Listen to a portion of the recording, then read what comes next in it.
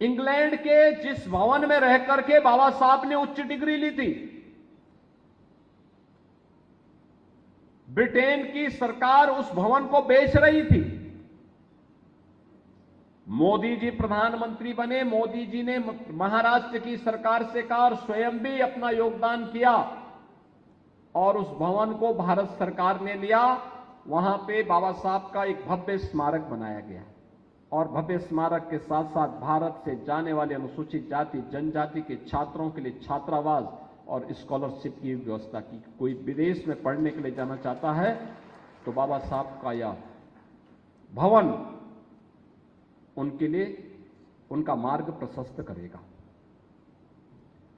बाबा साहब ने 1956 में नागपुर में जहां दीक्षा ली थी, वहां पर बाबा साहब का कोई स्मारक नहीं था। प्रधानमंत्री मोदी जी ने वहां भव्य स्मारक बनवाया और चैत्य भूमि मुंबई की या प्रधानमंत्री मोदी जी के कारण महाराष्ट्र में बन पाया।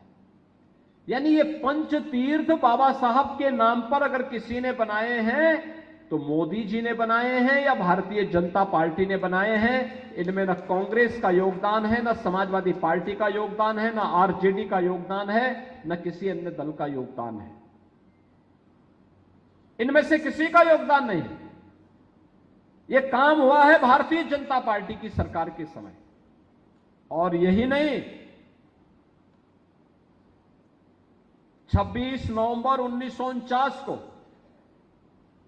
जब बाबा साहब ने संविधान का निर्माण करके संविधान सभा को सौंपा था, यह तिथि संविधान दिवस के रूप में आयोजित हो, यह कार्य भी अगर किसी ने किया है तो यह मोदी जी ने किया है।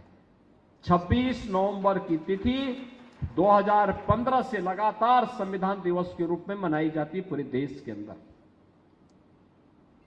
बहनों और भाइयों,